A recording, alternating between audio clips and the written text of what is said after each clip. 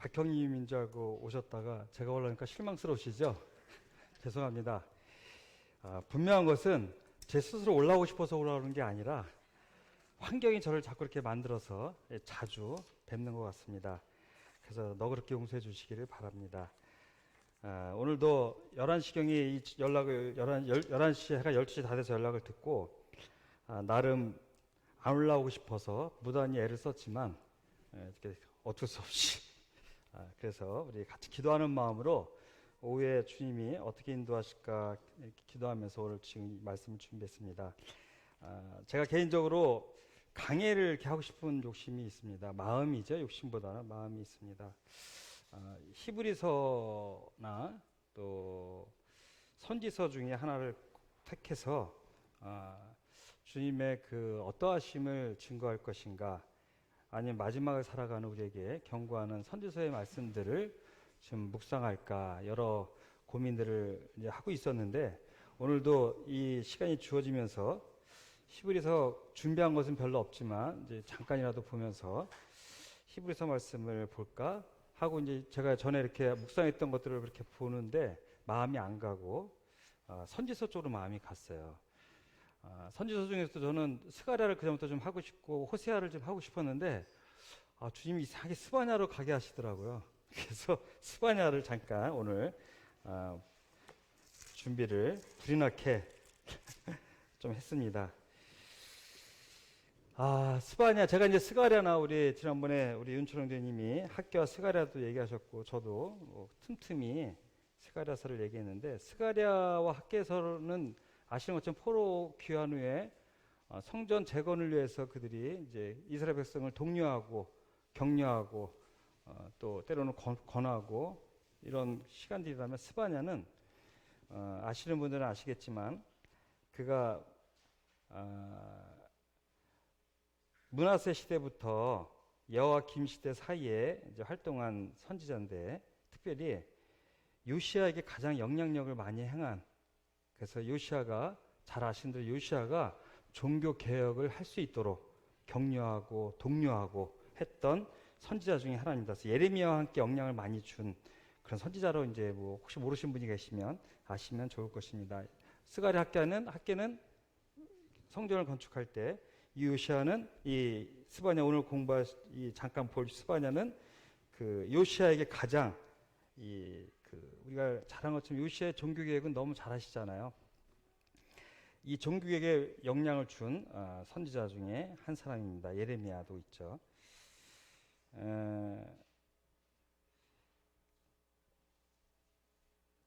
그 요시아의 아버지 므낫세를 통해서 이 나라는 이미 혼탁해졌고 종교 혼합주의 같이 여러 타종교들이 요시아 할아버지 므낫세 아몬 요시아니까요. 요시아부터 이어지는 히스기야 때 종교개혁이 끝이 나고 므낫세로부터 다시 나라가 아몬에 이르기까지 이제 혼탁해지는 종교 혼합주의라고 보통 이제 학자들은 얘기를 하더라고요. 보면 종교 혼합주의, 혼합된 종교가 있는 이스라엘은, 유다는 유일하신 하나님을 섬기는 나라잖아요. 그렇죠? 예, 유일신을 섬기는 곳입니다. 그런데 종교 혼합주의라고 하는 그런 학자들의 평을 받는 그런 마지막 때의 모습을 얘기하고 있습니다. 제가 이제 스바냐를 주님이 제 마음에 보이게 하신 이유는 성전 재건에 격려하는 것처럼 우리가 이제 예배에 더 집중하기 위해서, 예배가 회복되기 위해서 우리가 그 두 선지자를 통해서 말씀하셨다면, 이 스바냐는 또 마지막을 사는 우리에게 어떻게 해야 될 것인가를, 또 우리의 문제가 무엇인가를 말씀하시는 장이라고 생각이 들어집니다. 선지서라고. 그래서 이제 지금 586년 이 남왕국 722년은 이미, 그러니까 북왕국은 멸망을 했고요.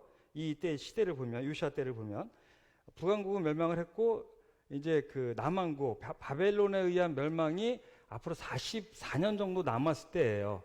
그가 왕성하게 활동할 때 보면. 그러니까 이제 40여 년 전이니까 지금의 모습이라고 보시면 돼요. 지금의 우리의 모습.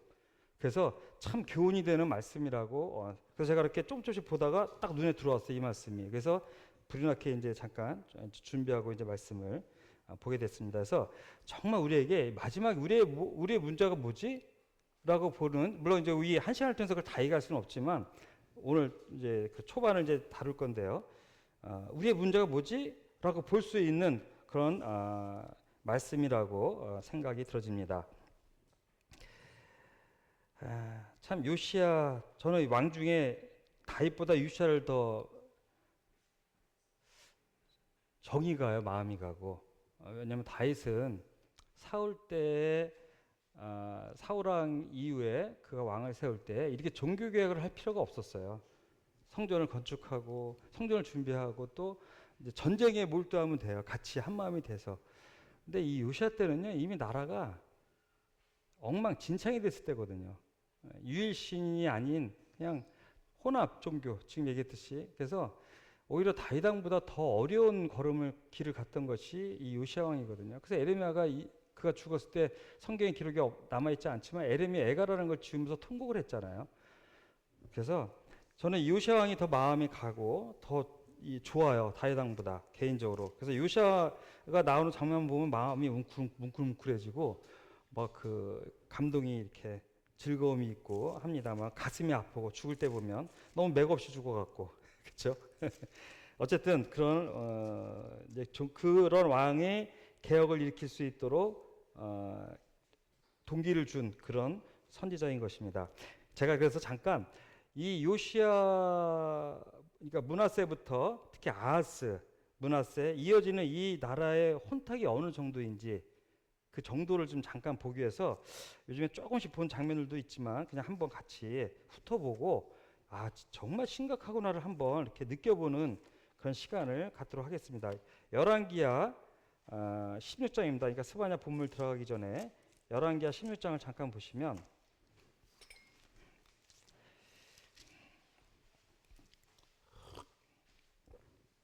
열왕기하 16장 10절부터 보시면 아하스는 히스기야의 아버지죠. 히스기야 아버지. 히스기야가 종교개혁을 할 수밖에 없게끔 정말 나라를 망쳐놓은 사람 중에 하나죠. 아하스, 제가 열왕기하 16장 10절을 볼 게 아니라 우선 16장 간단히 이제 볼 건데요. 5절을 보시면 그 아람 왕 르신과 이스라엘 왕 르말의 아들 베가가 이제 협력해서 이 아하스에 쳐들어와요.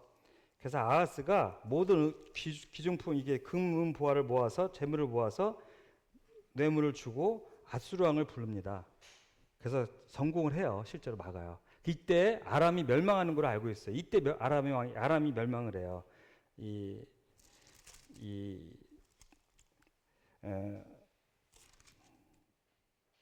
아수르 왕 디글락 빌레셀에 의해 아람이 멸망을 하는데요.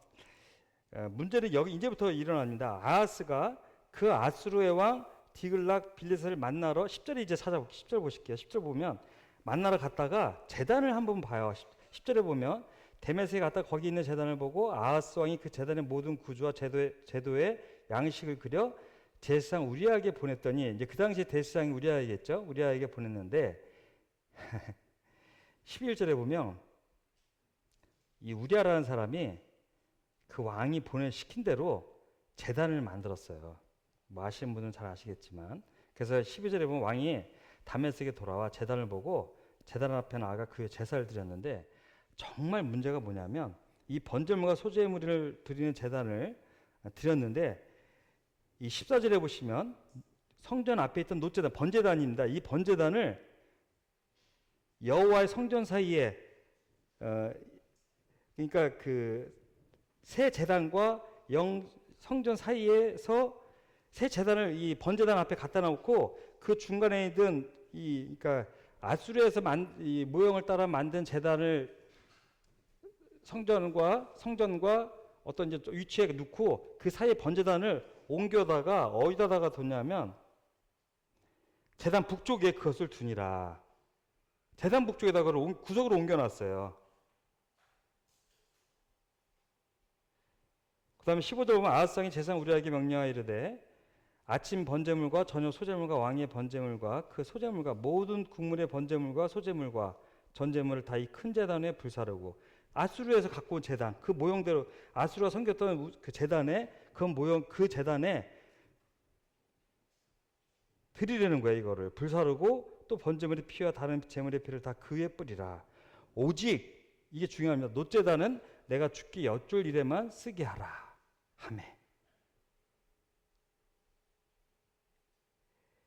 이 말을 그러니까 오직 노제단은 내가 죽기 여쭐 일에만 쓰게 하라 하매, 이 말을 원어로 풀면 이렇다고 그래요.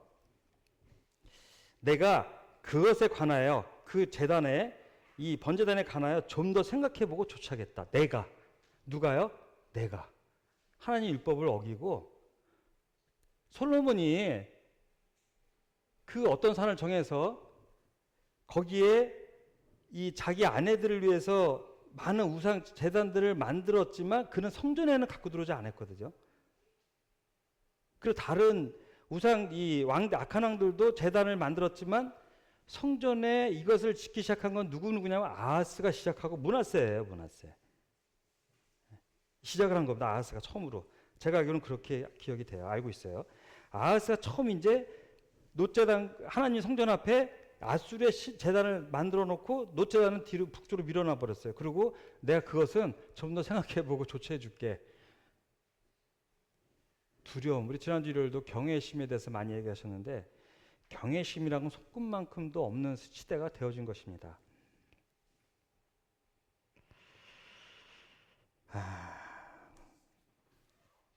근데 16절에 보면 이것을 막아야 될 제사장은요, 우리아가 아하스 왕의 모든 명령대로 행하였더라. 종교인이나 왕이나 차이가 없었습니다.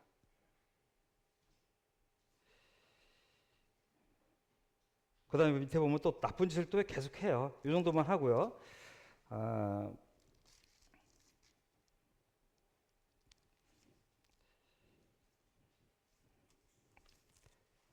우리 그 역대하 28장을 지금 보시겠습니다. 역대하 28장을 보시면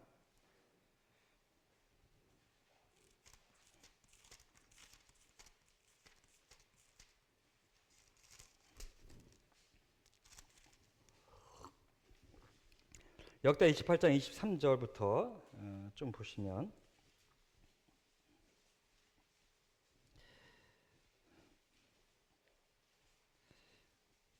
예, 28장 23절 좀 더 이제 이 아하스에 대해서 잠깐 보시면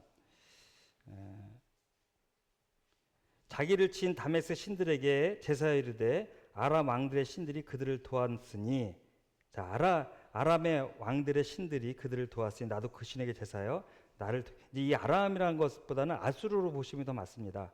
그 신이 아하스와 온 이스라엘을 돕게 하였으니 여기서 뭐라고 재미난 표현이 있냐면 그 신이 아하스와 온 이스라엘을 망하게 하였더라. 자기가 이 실제로 아람이나 아수르나 지경이 차이가 없어요. 그래서 아수르의 신들을 여기서는 아람의 신들이라고 표현을 이제 열왕기상에서 했던, 열왕기하에서 얘기했던, 열왕기에서 우리가 배웠던 그 신전을 아람의 신이다라고 해서 공통되게 그들이 이제 섬겼던 것들을 보게 되는데 어쨌든 간에 그 신에게 제사에 나를 돕게 하리라 하였으나 어떻게 했다고요? 그 신이 아하스에 온 이스라엘을 망하게 하였더라.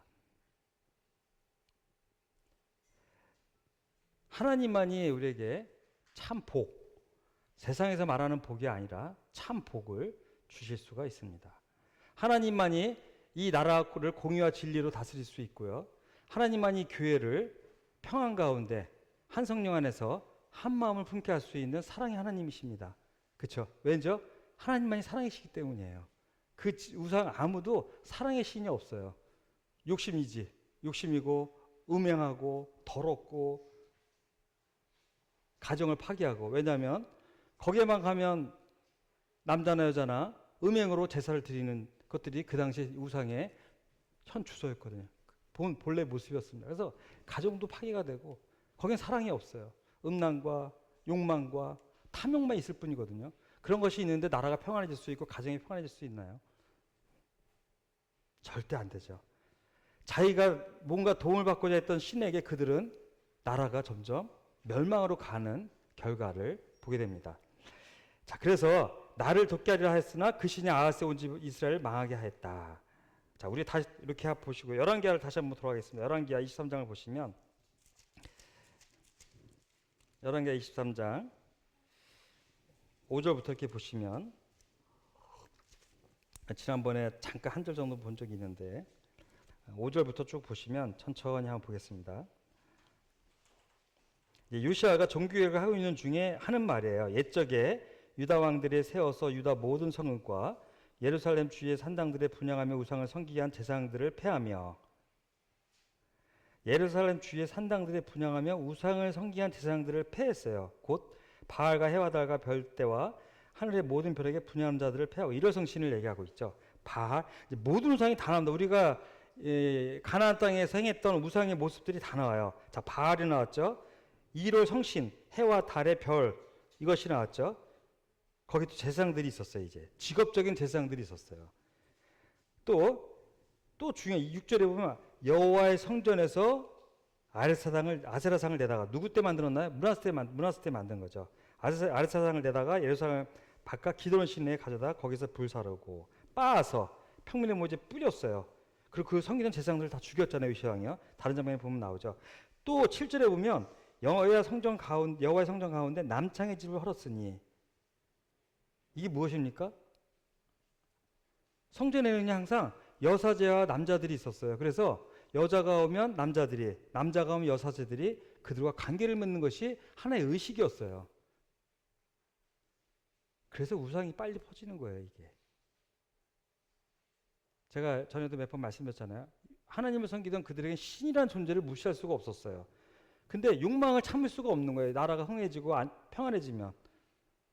전쟁에 바쁘고 나라가 힘들 때는 그런 생각이 안 드는데, 다윗처럼 평안해지면 다락방에 올라가서 주위를 돌아보게 돼 있는 것이 인간의 본능입니다. 그 본능을 메꿔줄 수 있는 것, 그게 뭐죠? 우상이에요, 우상.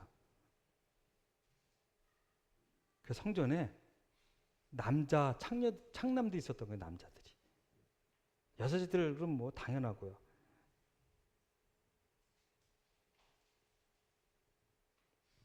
성전 가운데 그걸 헐었어요. 또 아세라를 위하여 휘장을 짜는 처소가 있었어요. 그 다음에 8절 보시면 제사장이 분향하던 산당을 게바에서 부엘세바까지 더럽게 하고 성문의 산당들을 헐어버렸으니 이 산당들은 성읍의 지도자 여호수아의 대문 어깃고 성문 왼쪽에 있었더라. 이 여호수아의 대문은 정확한 위치는 어딘지 모르지만 예루살렘 근처로 보고 있습니다만, 여기서 가는 산당의 제사장들은 누구냐면, 학자들은 어떻게 얘기를 하냐면, 이들은 실제 아론의 후손들인데, 산당, 예루살렘이 아닌 전부터, 이게 삼을 때도 산당이 있었잖아요. 그렇죠? 그들이 성전이 없어지면서 산당에서 임시적으로 제사를 드렸거든요. 길갈에서도 드렸고, 그 산당의 전통들이 왕들마다 산당들을 폐하지는 않아요. 그래서 나중에 좋은 왕이었는데 산당은 그대로 두었더라, 이런 표현들이 나오는 게 그 산당들을 얘기하는 것입니다. 이게 어려웠던 것 같아요, 정치적으로 보면요. 왜냐하면 항상 예루살렘에 가기가 어려우니까 주변에도 산당들을 두고 그들이 섬겼던 거예요. 이 구분을 좀 하실 필요가 있겠죠. 우상을 섬기는 산당, 과거부터 내려오던 산당, 이게 같이 있었거든요. 이게. 그러나 율법을 어겼어요. 왜죠? 하나님께서 성전을 지으시고 여기에서만 제사드리라고 명하셨기 때문에, 명령 불복종은 분명하게 반역인 것입니다. 그럼 우상이에요. 자기 편의를 위해서 하는 것이니까. 인간의 방법이기 때문에. 그래서 여기 보면 참 재미난 표현이 나오는데, 제사장이 분양하던 산당을 게바에서 부엘세바, 이게 유다 땅 전역을 의미하잖아요. 남쪽 부엘세바부터 게바까지. 근데 이 헐어버렸고, 9절에 보면 산당들의 제사장들은 예루살렘 여호와의 제단에 올라가지 못하고, 아론의 계열들인 것이 나타나죠. 올라가지 못하고 다만 그의 형제 중에서 무교봉을 먹을 뿐이더라. 이 표현은 뭐냐면, 요시아 왕이 그 산당에서 제사 드렸던 하나님 명령에 불복종했던, 어떻게 보면 24의 반차를 따라서 하는 거잖아요. 반차를 따라서 성전에 가는 것이 시간이 많이 길다 보니까 이게 가야지 또 많이 생기잖아요. 먹을 것들이. 그렇죠? 이런 문제, 여러 문제 때문에 그거에 편승한 제사장들이 나왔던 것 같아요. 그냥 그래 융통성이죠. 뭐 우리가 갈 수도 없고 뭐니까 이렇게 할 수 있겠지 하면서 그 산당에서 제사했던 제사장들이 있었던 것 같아요. 근데 요시아 왕이 이 제사장들을 어떻게 했냐면 무교법만 먹게 했어요. 성전에 못 오게 했어요. 아예 성전에. 예루살렘 성전에는 오지 못하게 해버렸어요. 대신 먹고 살아야 되니까 제사장이 몫인 음식만 그들에게 허락을 했을 뿐이었습니다. 그래서 먹을 뿐이었더라. 구절에 이렇게 표현한 것입니다. 10절에 보면 또 몰래게 드리기 위하여 자기의 자녀를 불로 지나가게 하지 못하게 하고, 몰래 뭐 너무 잘하시잖아요. 자녀를 막 불에 태워 자기를 위해서, 자기 영광과 자기 행복을 위해서. 하나님이 이렇게 하시나요? 하나님은 사랑이셔요. 하나님은요 가족을 사랑하라고 하셔요. 근데 우상신들은요 자녀까지 보살을 해요. 자녀까지. 어떻게 이러니까 이 가정이 온전해질 수가 있나요? 네. 그 다음에 또 기가 찬 것이 11절에 보면 여러 왕이 태양을 위하여 드린 말들을 제하여 버렸으니 이 말들은 여호와의 성전으로 들어가는 곳에 근처 넷이 나다멜렉의 집 곁에 있던 것이며 또 태양 수레를 부사르고, 이 말이 뭐냐면 태양 신에게 제사 드리기 위해서 말들을 갖고 있어 말을 연결해서 수레를 말이 끌게 하고 태양이 떠오르는 곳으로 이 수레를 끌고 가서 제사를 드렸어요. 이 당시에 태양 신에게요. 그것이 성전 근처에 있었다는 거예요. 그 말들이. 하나님께서는 율법을 주셔서 뭐라고 말씀하셨죠? 말들을 많이 두지 말라 그러셨잖아요. 이스라엘은 뭐라 했죠? 평지가 많지 않기 때문에 말이 필요하지 않아요. 그래서 귀족들도 노새를 탔던 거예요. 귀족들도. 근데 솔로몬 이후에 말들이 들어오기 시작하면서 귀족들이 이제 압살롬도 노새를 탔잖아요. 주님도 노새를 타고 들어오시고. 근데 이제 솔로몬이 말을 들어오기 시작하면서 귀족들이 말을 타기 시작한 거죠. 그게 시대의 변화인데. 그래서 주님 노새를 탄 것이 겸손하신 거예요. 새끼를 타고 들어왔기 때문에. 자, 어쨌든 이 말들이 들어오면서 이 말이 수레를 끌고 하는 것들을 요시아가 불살라 버렸어요. 그냥 싹 없애버렸어요. 12절 유다 여러 왕이 아하스의 다락 지붕에서 세운 제단들과 므낫세가 여호와의 성전 두 마당에 세운 제단들을 왕이 다 헐고, 지난번 제가 읽어드렸잖아요. 아하스의 다락 지붕은 정확한 원인 이유를 이거는 이 어떤 정확한 뜻을 이 학자들이 잘 모르는데 우리가 아까 읽어봤잖아요. 아하스가 이 놋제단을 치고 성전 앞에 세웠던 그 위치를 얘기하는 것 같아요. 제가 볼 때. 그래서 그것들, 또 므낫세가 성전 두 마당에 세운 제단들을 다 헐고, 13절 멸망의 산, 솔로몬이 세웠던 그런 가증한 것들, 아스타로, 모압, 그모스, 뭐 이런 모든 것들을 밀고, 몰래기죠. 같은 말이죠. 세웠던 것이며, 석상들을 깨뜨리며 아세라 목상들을 찍고, 14절에 사람의 골로 그곳에 채웠다. 사람의 골로, 모욕이죠. 모욕. 사람의 골로 그곳에 채웠더라. 예, 이것이 그때의 상황을 보여주고 있는 것입니다. 지금 심각해지시나요? 근데 이게 이스라엘의 모습인가요? 아니면 우리의 모습인가요? 이게 우리의 모습이잖아요. 그렇죠? 이런 평안한 시대에 살다 보니까 우리 안에 얼마나 많은 욕망들이 있습니까? 평안함, 안주하고 싶어하고, 가정을 지키고 싶고, 하나님보다 자녀를 더 사랑하고, 우상이에요. 돈을 더 사랑하고, 너무 요즘에 말씀드리는 말에서 자꾸 드리기 뭐하지만 모이는 것을 점점 힘들어하고, 똑같아요. 예루살렘 성전에서만 예배드리라고 그랬는데 성문 어귀에다 산당들을 만들어 놓고 가까운 곳에서 예배드리는 거예요. 그게 뭐죠? 지금의 집에서 예배드리는 거예요. 집에서. 물론 어쩔 수 없이 온라인 할 수 있는 분들은 어쩔 수 없지만 올 수 있는데 안 온 것을 저는 분명히 말씀드린 겁니다. 계속 올 수 있는데 안 오시는 분들 죄송합니다만 저는 몰라요. 그런 분이 누군지. 이제는 감이 없어졌어요. 순번을 모르니까. 그래서 안 오는 것도 이상하지를 않아서 안 물어봐요. 나중에 들어보면 순번이 되는데 안 오신 분들이 있으시더라고요. 많이. 제법 많이. 한 번 안 오면 3-4번이 밀리잖아요. 그렇죠? 그래서 기억 속에 사라져가요. 저는 모르고 하는 말이기 때문에 편하게 얘기합니다. 오해하지 마시기 바랍니다. 똑같아요. 성문 산당에서 예배드리는 거하고 저 멀리 이스라엘 땅이 크지도 않아요. 강원도만 하다 그러잖아요. 한 200-300km 걸어가면 되는데 가까운 데는 몇십 킬로 될 수도 있고 그렇지 않으라. 성령이 충만해서 자꾸 말씀 앞으로 나오는 것 같습니다. 자, 그래서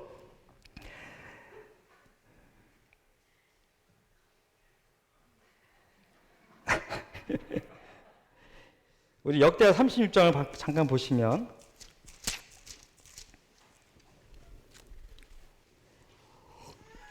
14, 16절 읽겠습니다. 역대하 36장 14, 16절.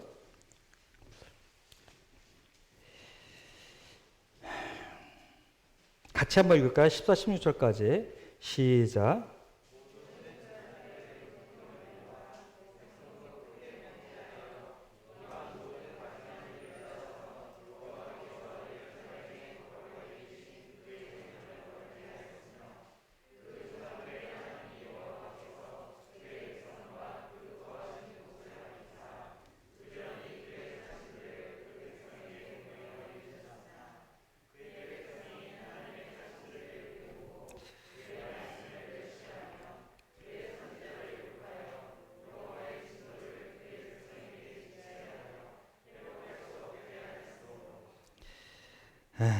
그렇죠? 여호와께서 그 백성과 그 거하시는 곳을, 성전이 있는 곳이잖아요. 계속 백성들이 성전을 더럽게 하니까 범죄하고 가증한 일을 행하고 그 전을 더럽게 하니까 하나님께서 부지런히, 이게 성실하신 하나님을 얘기하잖아요. 신실하신 하나님, 성실하신 하나님, 부지런히 그의 사신들을 그의 백성에게 보내 이르셨으나 그의 백성의 하나님의 사신들을 비웃고 그의 말씀을 멸시하며 그의 선자를 욕하여 여호와의 진노를 그의 백성에게 미치게 하여 회복할 수 없게 하였으므로, 멸망이 왔다는 얘기죠. 자, 우리 이제 본문으로 돌아가겠습니다. 이것이 이 당시의 시대적 상황인 것입니다. 그래서 스바냐 1장을 보시면요,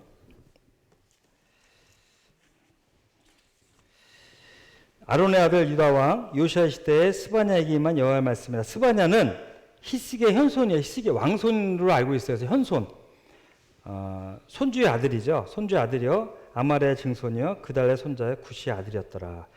그래서 히스기야의 현손으로 이제 학자들은 보고 있습니다. 자, 그런데 이제 2절부터 보시면 여호와께서 이르시되 내가 땅 위에서 모든 것을 진멸하리라.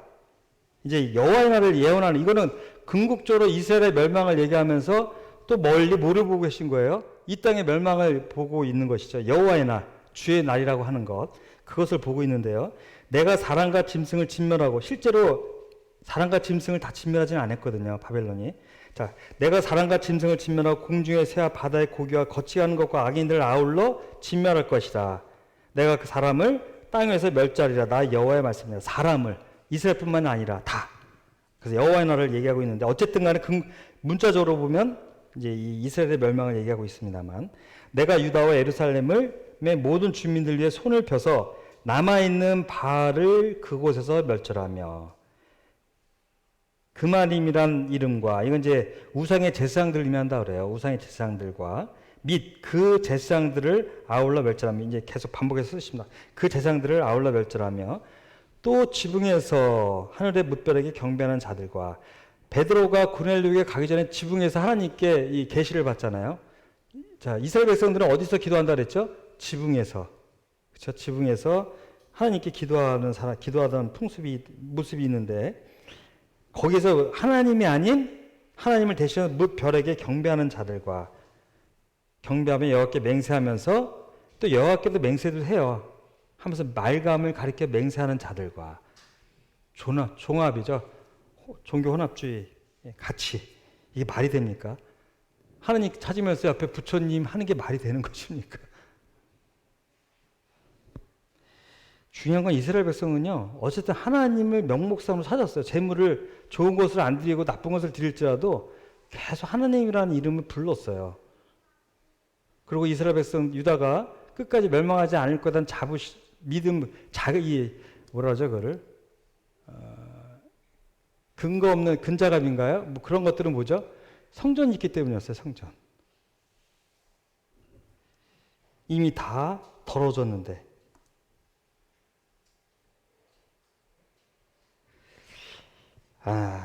그래서 2절과 3절 보면 멸절하시겠다고 말씀하셨는데, 그 이유를 4절부터 이제 얘기를 하고 있는데요. 4절부터 얘기하고 있는데, 네, 지금 얘기했던 것처럼 우상이 있고 우상을 섬기는 제사장들이 있고 또 지붕에서는 이를 성신에게 경배하는 자들이 있고 뭐 지금까지 우리가 봤던 장면들이잖아요. 말감을 가리켜 몰래 가리켜 맹세하는 자들, 자녀를 드리는 그 말감, 여호와를 배반하고 따르지 아니한 자들과 여호와를 찾지도 아니며 구하지도 아니한 자들을 멸절하리라. 자, 4, 5, 6절에서는 왜 멸망해야 되는지를 설명하고 있는데 여기서 참 재미난 부분들이 뭐냐면 우상에게 경배하는 자들, 지금까지 제가 말씀드렸어요. 우상, 하나님을 앞선 것들이 우상인 거 너무 잘 알고 계시잖아요. 참 어떤 선을 긋기는 어려운데 참 직업 때문에 때로는 또 그렇죠. 요즘에 이제 코로나 시대 더 그렇잖아요. 직업 때문에 또 여러 가지 환경 때문에 하나님을 뒤로 미루는 이런 일들이 우리에게 지금 일어나고 있습니다만 어쨌든 이런 모든 것들이 이제 우상이라고 성경은 얘기하고 있는데 그 다음에 이런 우상 외에 그들이 행하는 잘못된 모습들을 성경은 뭐라고 얘기했냐면 6절에 보면 여호와를 배반하고 따르지 아니한 자들이다 그랬어요. 배반하고 따르지 아니한 자들. 배반했다라는 용어를 쓰죠. 하나님 배반했다.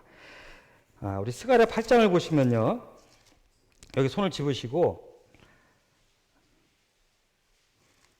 지난번에 제가 말씀 시간에 잠깐 읽었는데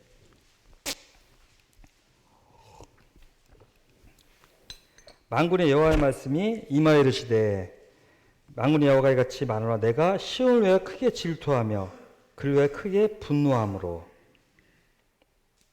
이 질투하면은 뭐라 그랬죠? 열정을 발휘하다, 열심을 내다라는 일이라고 그랬잖아요.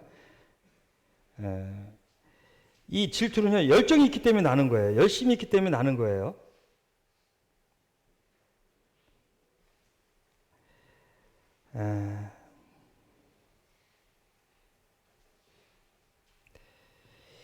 하나님은 우리에게 너무나 큰 열정이 있고 너무나 큰 사랑을 갖고 우리에게 대한 사랑, 오로지 일편단심 우리만을 사랑하시는 거예요. 이 온 우주 만물에 하나님 사랑하시는 영물이 있나요?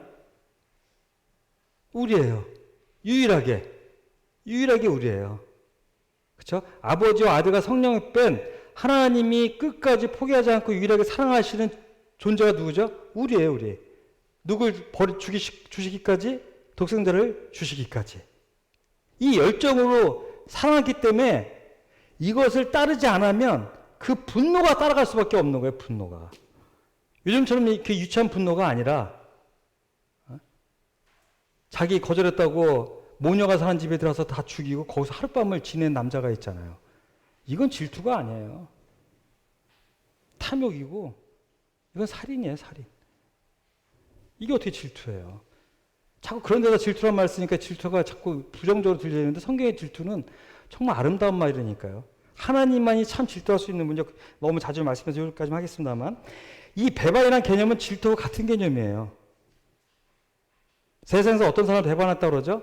내가 너를 어떻게 키웠는데, 내가 너에게 얼마나 투자했는데 나를 배반해? 너 그럴 수 있어? 어떤 사람이 배반이라는 말을 쓰냐 이거예요. 뭔가 내 마음과 정성을 다 드린 사람이 내 등을 질 때, 뒤통수를 칠 때 배반했다고 그러잖아요. 너만을 사랑했는데, 너만을 아꼈는데 나보다 네 자식을 더 앞서요? 나보다 너 자신을 더 사랑해? 너 자신이 뭔데? 이스라엘 백성들은요, 자기 자신을 자식보다 더 사랑했기 때문에 자신을 위해서 몰래에게 자녀를 드린 거예요. 안 그런가요? 자녀를 위해서 몰래에게 드렸나요? 그거 말이 안 되죠. 그 자녀 죽는데. 인간은요, 따지고 보면 자식보다 자기를 더 사랑하는 게 맞아요. 그래서 제가 다른 데서 몇 번 말씀드렸잖아요. 패션계에서 가장 그 1순위는 여자 옷이라고 했잖아요. 왜 그렇다 그랬죠? 그러니까 제일 먼저 포기하는 게 남편 옷, 그 다음에 뭐라 그랬지? 기억하시죠? 아이 옷, 그 다음에 자기 옷. 정말 거짓말이에요. 자식을 더 사랑한다는 거는. 자기를 더 사랑해요, 사람은요. 물론 그런 부모들도 계시죠. 근데 이 포기하는 게 제일 마지막 포기하는 게 내 옷이라고 그랬잖아요. 그래서 항상 여성 의류 백화점 가보세요. 애들 옷보다 여성 의류가 더 많잖아요. 남성 의류는 저 구석에 조금 있고. 알아서 챙겨 입으셔야 돼요, 형제님들. 자매님들이 안 사주세요. 우리 자매님들은 안 그러시더라고요. 제 것부터 챙겨주더라고요. 항상 보면. 그래서 제 옷이 더 많아요. 옷장에 들어가 보면. 행복한 사람입니다만 농담입니다. 정말 이런 걸 가끔 진담으로 드시더라고요. 제가 전 농담으로 한 얘기인데 그걸 진담으로 드셨더라고요. 보니까 전 농담을 한 얘기입니다. 그동안 아내에 대한 얘기할 때 정말 100% 농담이었는데 그걸 진담으로 들으셨는데 죄송합니다. 정말 그동안 농담이었습니다. 오해하지 마시기 바랍니다. 지금도 농담이에요. 그래서 이런 농담 하지 않겠습니다. 네. 이런 것 이렇게 사랑했는데 어쨌든 이런 것들이 우상이면서 이렇게 사랑했는데 더 사랑한 거예요. 자기의 쾌락을 위해서 우상을 섬겼고 자기 욕심을 위해서 탐욕을 위해서 우상을 섬겼고 자기의 즐거움을 위해서 우상을 섬겼어요. 아무것도 없어요. 이유가요. 국가를 위해서도 아니고요. 가정을 위해서도 아니고요. 자기를 위해서 섬긴 거예요. 자기를 위해서. 이 세상에서 가장 큰 우상은 나예요. 나. 안 그런가요? 저는 오랜 세월을 저를 힘들게 환경이 힘들어지고 그러면 환경 때문에 힘든 줄 알았는데 깨달은 게 있다니까요.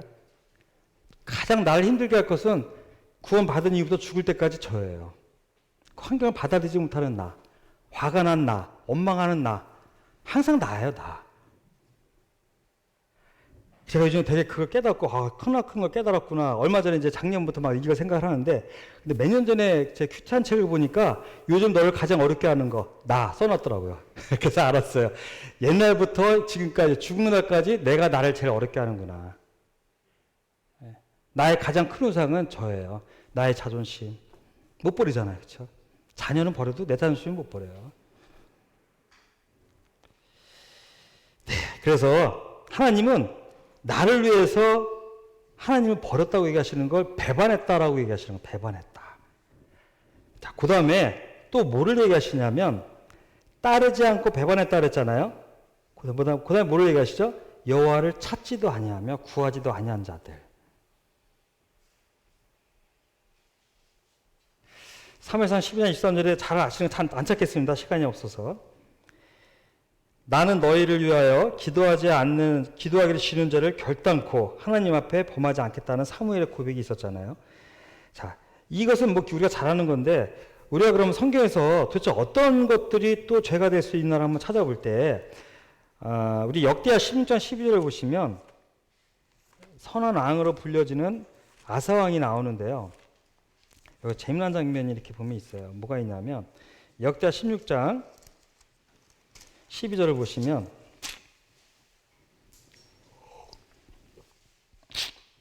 16장 초반부터 다시 앞에를 좀 보시겠습니다. 아사왕은요, 이 15장에 보면 제가 갖고 있는 성경에는 아사의 개혁 이렇게 표현이 되어 있어요. 그래서 아사도 개혁을 해요. 산당들 이런 우상들을 제거하고 막 개혁을 하는데, 그런데 이 아사가 어떤 일을 범하냐면 16장에 보시면 1절부터 이스라엘 바하사가 유다를 치러 올라와서 라마를 건축하여 아사에게 아사에게 왕래하지 못하게 그래서 길을 막았다는 얘기인데, 그때 아사가 행하는 게 뭐냐면 아람 왕 베나데스에게 재물을 보내서 이스라엘을 막아달라고 그래요. 바하사를 막아달라고 그래요. 아사는 종교성이 신앙심이 있는 사람이었거든요. 그래서 우상을 해파는 사람이어서 선한 왕으로 분류가 되고, 실제로 하나님께서도 아사를 좋은 왕이라고 그래요. 좋은 왕. 근데 이거에 대해서 바른 말로 하는 선견자를 옥에 가두어요. 10절에 보면, 19절에 보면 계속 전쟁이 있을 때 하면서 10절에 보면 아사가 노아의 선제자를 옥에 가두었으니 권면을 듣지 않아요. 종교개혁은 열심히 했는데. 또 11절에 보시면 아하스가 그의 발이 병들어 12절에 매우 위독하였으나 병이 있을 때 그가 여호와께 구하지 않냐고 의원들에게 구하였더라. 당연히 의원도 구해야 되는데 중심을 보시는 거죠. 여호와께 구하지 아니했더라. 저는 이 아사를 보면서요, 우리에게 종교성은 얼마든지 있을 수 있어요. 열심히 성경 보고 열심히 교회 오고, 근데 정말 중요할 때 하나님 찾지 않는 사람,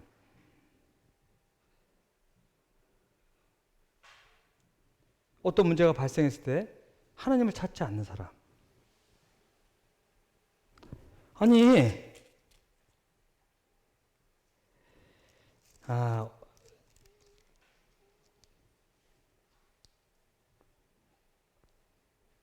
제가 어떤 말씀인지 생각이 안 나는데 거기 보면 아사를 하나님이 칭찬하세요 보면. 근데 중요한 건 뭐냐면 정말 문제가 생겼을 때는 자기 힘으로 할 수 없다는 것이 생겼을 때는 아사는 하나님을 찾지 않았다는 거예요. 그래서 선한 왕 3명을 뽑으라면 여호사밧이 들어가는 것 같아요. 히스기야, 요시야 뭐 이렇게. 여호사밧은 안 그랬고 기도했거든요. 근데 아사는 몸이 아플 때, 적군이 쳐들어올 때 열심히 종교개혁은 했는데 하나님을 찾지 않고 사람을 의지하고 의원을 의지했어요. 이걸 하나님이 치셨어요. 그를. 그 병이 생겨서 죽어요.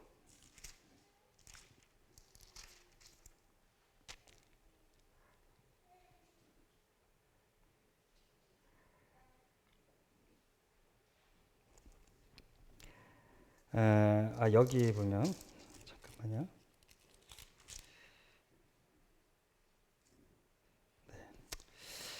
그래서 하나님께서 이 스바냐를 통해서 우리에게 하시는 말씀이 뭐냐면 내가 사랑한 만큼 너도 나를 사랑해야 되는데 나를 사랑하지 않은 것을 배반했다고 말씀하셨고 구하지도 찾지도 않았다라고 하는 것을 하나님이 그들을 멸망하는 이유에 들어가요. 6절에 여호와를 배반하고 따르지 아니한 자들과 여호와를 찾지도 아니하며 구하지도 아니한 자들을 멸절하리라 그랬어요. 우리 구하지 않는 거 죄입니다. 그리고 정말 찾아야 될 때 하나님을 찾지 않는 것은 뭐와 같아요? 아이들이 문제가 발생했을 때 가장 기분 나쁜 게 무엇이죠? 아이가 어떤 문제가 생겼는데 친구가 얘기해 줄 때 부모님들 기분이 어떠세요? 그런 경험하는 부모들이 많으세요, 실제로. 다행히 저는 아직까지 그런 경험은 안 했습니다만 친구가 전해주는 어머니 혹시 현준이 얘기, A 얘기해 준 무슨 일 있는 거 아세요? 뭐? 그때 부모하면 어떨까요? 그 기분이에요, 하나님께서. 그 기분. 평상시는 학교도 잘 가고 부모 말에 순종을 잘하는 아이였어요. 근데 정작 그 중심을 내려놓지 않았던 거예요, 자기에게. 그저 겉모습만 착한 아이였던 거예요, 겉모습만. 정말 힘든 고민은 부모를 찾지 않았어요. 신뢰하지도 않았고. 어려움이 있으면 친구를 찾아갔고, 학교 선생님을 찾아갔고, 교회 선생님을 찾아갔고, 좀 괜찮죠, 그나마. 그래도 부모님 먼저 찾아가야죠. 물론 부모님에게 어떤 문제가 있는지 모르겠지만 구하지 않고 찾지 않냐, 하나님께 구하지 않고 찾지 않냐는 것을 하나님께서는 결코 용서하지 않으냐 하신다는 것입니다. 마지막 때 우상 때문에 망했지만 성경은 뭐라고 했냐면 너가 나를 구하지도 찾지도 아니했기 때문에 내가 너를 멸절하라 얘기하신 거예요. 이게 큰 죄예요, 정말. 하나님을 최고로 치지 않기 때문이에요. 그렇죠? 경외하지도 가장 유일하신 참 하나님으로 우리가 바라보지 않기 때문에 그런 일을 행하죠. 어떻게 그런 일을 할 수가 있어요? 먼저 하나님을 찾아야죠. 근데 이게 참 나중에 또 제 간증할 게 좀 있는데 이건 시간이 다 돼서 간증을 안 하고요. 마지막에 우리 12, 13절을 보시면 딱 재미난 장면이 나오죠. 그때 내가 예루살렘에 찌꺼기같이 가라앉아서 마음속에 스스로 이기를 이제 친채 아주 바닥까지 내려간 이 포도를 담갔을 때 가라앉은 찌꺼기를 얘기한다 그러는데 찌꺼기같이 가라앉아서 마음속에 스스로 이기를 여호와께서는 스스로 우리의 마음이 심령이 쫙 가라앉아서 스스로 이기를 여호와께서는 복도 내리지 아니하시며 화도 내리지 아니하시리라 하는 자를 등불로 두루 찾아 벌하리니 그들이 재물이 누락이 되며 그들의 집이 황폐할 것이며 황폐할 것이라 그들의 집을 건축하나 거기에 살지 못하며 포도를 갖거나 그 포도를 마시지 못하라. 포로가 되잖아요. 근데 이 12절에서 뭐라고 얘기했죠? 심령이 쫙 가라앉아서 여호와는 복도, 화도 주는 분이 아니다라고 얘기해요. 하나님을 부인하는 것이죠. 그분은 이미 내가 지금은 하나님을 찝찝해서 섬기고 있지만 이미 그분은 복도 나를 진노하지도 나에게 멸하지도 못하시는 분이야 라고 얘기하는 거예요. 찾지도 않고 구하지도 않은 것은 이 심령이에요, 이 심령. 아이, 하나님, 내가 섬기긴 섬기겠는데, 글쎄, 이런 거란 얘기예요. 제가 어떻게 하면 40분을 때울까 했더니 시간을 오버해버리는. 조금 준비했는데, 그래서 아주 조금 준비했는데, 네, 우리 마지막 때 살아가는 우리의 모습이 바로 이렇다고 성경은 얘기하고 있는 것에 대해서 집중하고 이 시간 들은 말씀들을 기억해 주시길 바라겠습니다. 감사합니다.